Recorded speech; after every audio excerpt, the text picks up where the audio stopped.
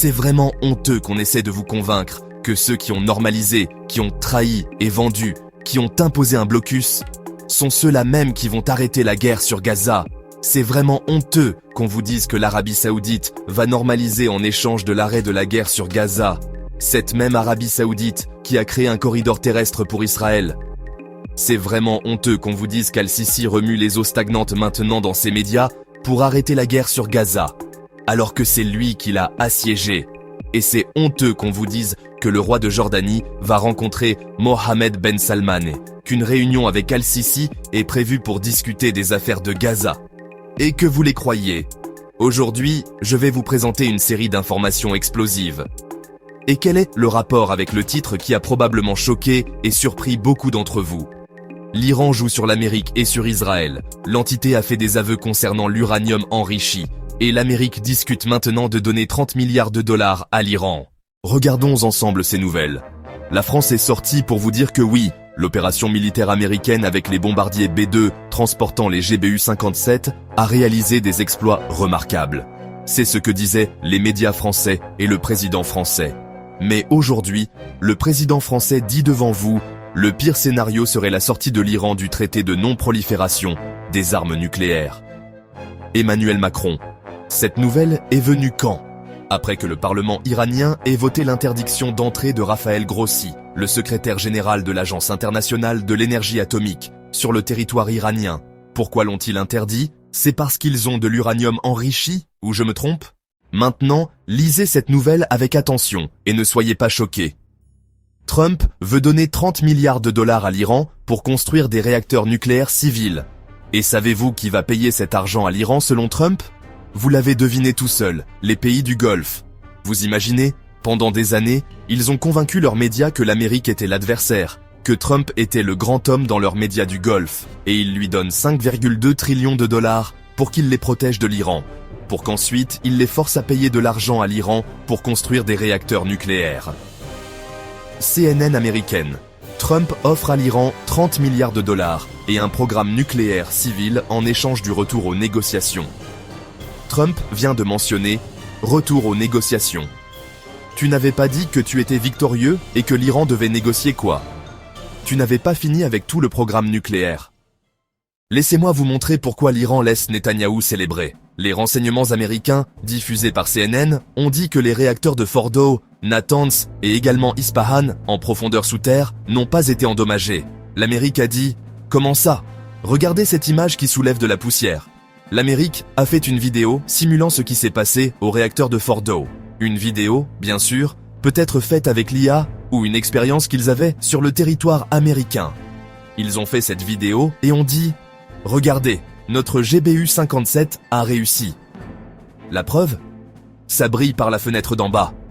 La deuxième image qui est apparue devant vous montre que quand la GBU est descendue, vous voyez les tunnels d'en bas ont eu une lumière très intense, résultat de l'opération réussie de la GBU-57. Maintenant, la nouvelle la plus importante, les pertes d'Israël. Smotrich, ministre des Finances israélien, pertes estimées à des milliards. Déclaration contradictoire sur les pertes d'Israël en 12 jours d'opération militaire avec l'Iran. Le ministère des Finances et l'autorité fiscale estiment environ 3 milliards de dollars nécessaires pour réparer les bâtiments et payer les compensations aux entreprises locales. Smotrich dit « Non, ça peut aller jusqu'à 12 milliards.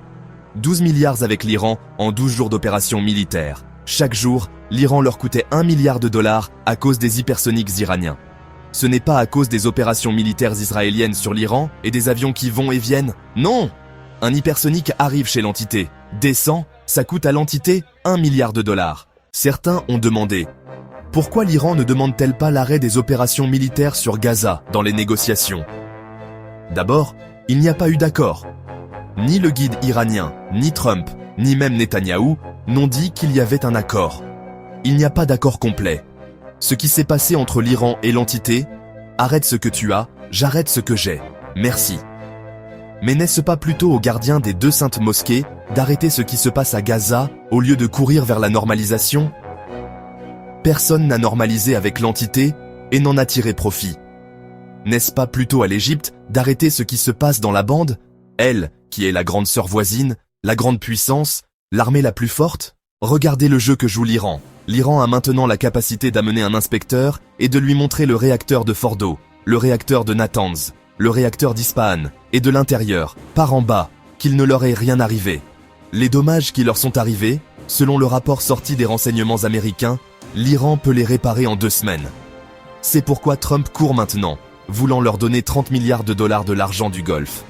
L'Iran les laisse se réjouir parce que Netanyahou est maintenant surnommé le roi d'Israël. Pourquoi ? Il a vaincu l'Iran et réalisé ce qu'il visait depuis 30 ans. De son point de vue, Netanyahou a remporté une victoire. L'Iran lui dit « Continue, sois victorieux ». Netanyahou maintenant, dans son moral élevé, doit profiter de cette confiance pour arrêter ce qui se passe à Gaza. Mais si demain matin, l'Iran prouve que les réacteurs nucléaires n'ont subi aucun dommage et que les 500 kilos d'uranium, nous en avons fait des têtes nucléaires. Netanyahou va-t-il arrêter la guerre sur Gaza ? Pourquoi ? Parce qu'il doit réaliser un autre exploit. Aujourd'hui, le président Khamenei et Trump se lancent des tweets. Chacun se voit gagant suite aux frappes américaines. En résumé, Trump offre 30 milliards du Golfe à l'Iran pour des réacteurs nucléaires civils. Les frappes sur Fordo n'ont causé que des dommages superficiels réparables en 2 semaines. Israël a perdu 12 milliards en 12 jours face aux hypersoniques iraniens, et l'Iran laisse Netanyahou célébrer sa victoire pour qu'il arrête la guerre sur Gaza en position de force. Une fois la guerre arrêtée, les vraies cartes seront révélées. Maintenant, voici ma question pour vous.